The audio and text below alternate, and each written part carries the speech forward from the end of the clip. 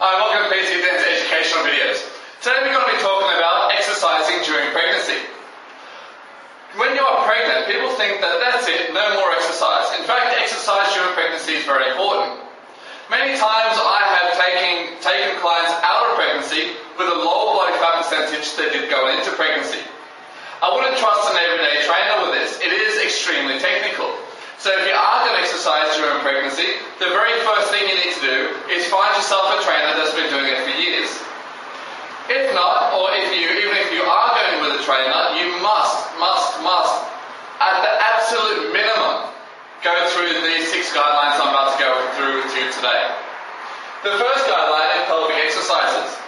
Don't do abdominal crunches and sit-ups that compress the abdominal content that of which your baby is. You don't want to squash your child, and therefore simply doing rotational work and pelvic exercises, drawing your lower spine into the ground. Those type of exercises are very important because you are exercising your core. And your core is going to be very important for the coming years when your child gets larger and larger and larger, adding more weight to the front, putting more pressure on your lower back. The next thing is core temperature. Your core temperature is the amount of heat that your body produces internally. Don't forget your baby is in there and growing inside there, so you don't want to overheat the baby. Your core temperature should not go up by more than 1 degree Celsius.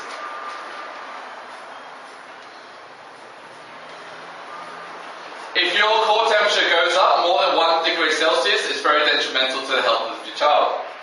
Next thing is heart rate. I don't suggest you take your heart rate up any more than 20% over your resting heart rate. So if your resting heart rate is calculated by 220 minus 80, and you end up getting a resting heart rate of about 80 beats per minute, you shouldn't take it up by over 97.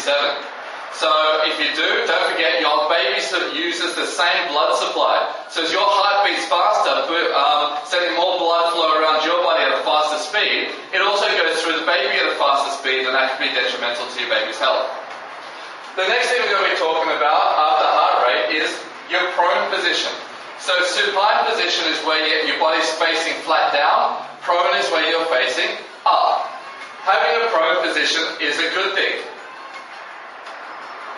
You don't want to be lying face down and putting your body weight squashing your child being born. So doing exercises on your back is very important. Doing exercises on your tummy is a big no-no.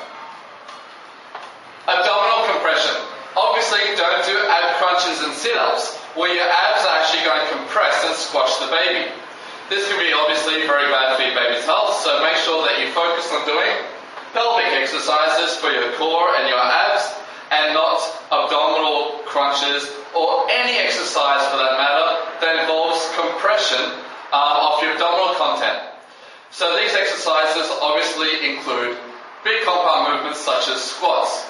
Not a good idea, because even though you're doing a squat, you're not exercising your abs in particular. That movement compresses your abdominal content. Valsalva. Valsalva is when you push yourself really hard in exercising and you don't breathe. And all the veins are popping out of your head. This dramatically increases blood pressure and increases the blood pressure internally, as well as not getting oxygen flow in and out. So obviously you don't want the baby's blood pressure to go up. The body definitely can't handle something that strenuous. And obviously you want to be breathing the whole time, getting plenty of oxygen through for good brain development, especially of your child. So these are the 6 main things to go through during exercise. Now a further tip is this. During your first trimester, I suggest you take things easy. Energy levels will be very low. And this is one of the most critical times of development for your child.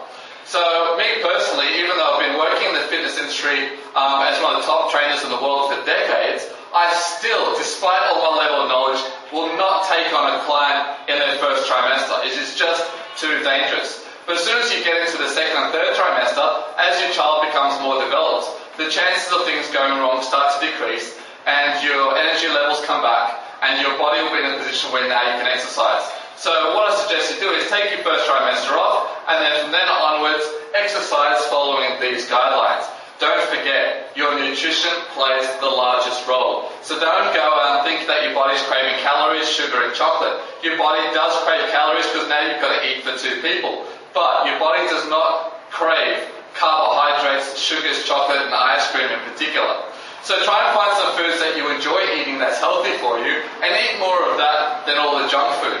And I'm sure your body will come out looking just as good, if not better, than you going into pregnancy. Enjoy your next workout.